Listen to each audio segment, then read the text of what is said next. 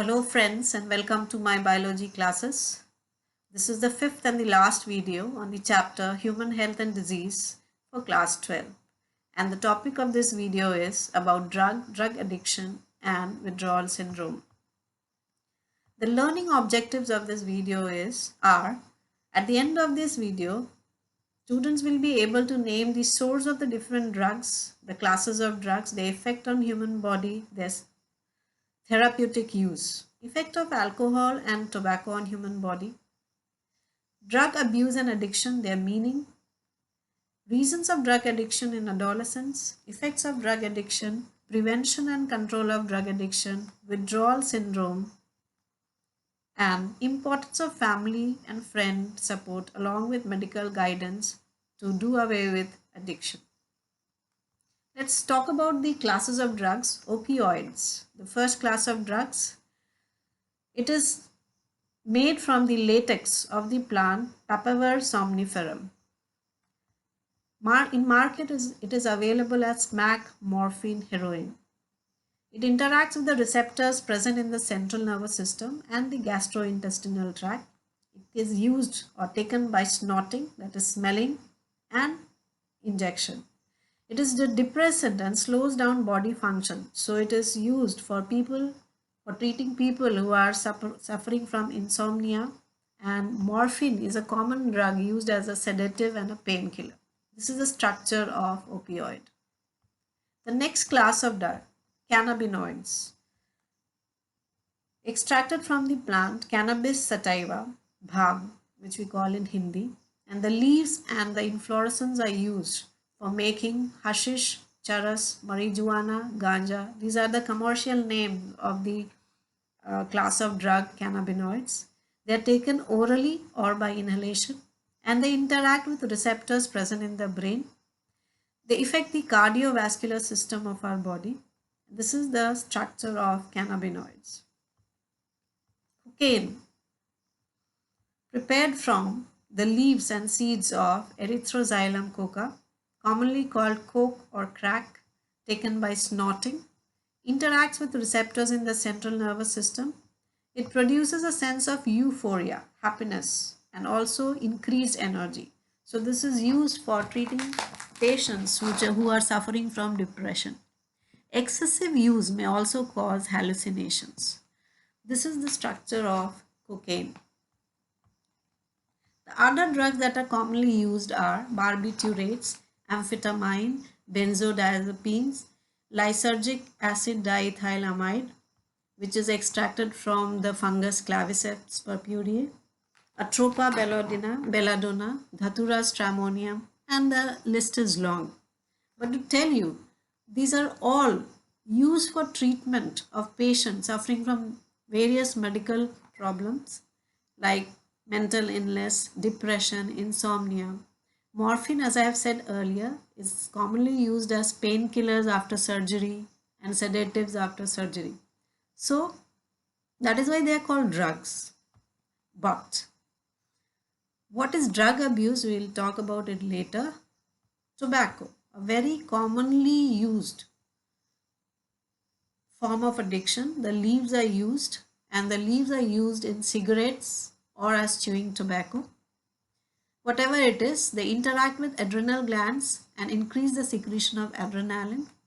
Excessive use, or in fact you say use, may cause cancer, emphysema, coronary heart disease, bronchitis, asthma, etc. Alcohol, I think it finds a very common place in people's houses. It affects the working of receptors in the cerebellum, and it affects liver, heart and kidneys too. It can cause body imbalance, incoherent speech. Long-term use may cause ulcers in the gastrointestinal tract, heart diseases, liver cancer, and cancer of gastrointestinal tract also. As I said, most of the classes of drugs that we have mentioned are used for treatment. Then why do we use the term drug abuse? The word abuse means misuse, right? So when drugs are taken for purposes other than medicinal or taken in amounts or frequencies that impair physiological and psychological function, then it is called a drug abuse. Means when you are taking when not recommended by a doctor, then it is a drug abuse. And any attachment to the effects of the drugs or alcohol intake is called addiction. Reasons for drug addiction. We find that mostly the adolescents are into drug addiction. The reason is they are in a certain age where they are neither children nor very grown up. They don't believe their parents totally and they believe more in their friends.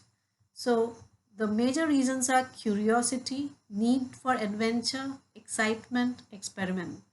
They also use it for escaping stress or depression or frustration, or to overcome hardships of life. Suppose there are very dire financial crisis in the family, or there is an unstable or unsupportive family structure. The parents are fighting always, abusing each other. Peer pressure.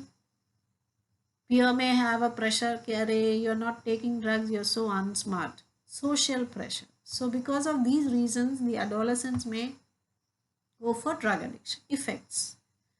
How do we identify a drug addict, or you can say what are the effects? Loss of judgment, willpower, there will be loss of self-control, there will be an emotional outbreak. Academic performance will drop without any reason. The person will have no interest in the personal hygiene. He or she will isolate, and his relationship with family and friends will deteriorate. There will be an unexpected weight loss. Behavior may become aggressive or rebellious. There will be severe mood swings. In males, it may cause enlargement of mammary glands, decreased sperm count, reduction of testes, infertility. Similarly, in females, it may lead to hoarsening of voice, irregular menstrual cycle, reduction in size of mammary glands, etc. Whatever it is, addiction always causes severe damage to the organs. For example, liver cirrhosis in alcohol addiction. Prevention. How can a person prevent addiction or prevent himself from getting into addiction? He should avoid undue peer pressure. Friends may be pressurizing, but one should know how to escape the peer pressure. If needed, seek help from family and friends. Identify danger signs in adolescent addicted with drug and alcohol.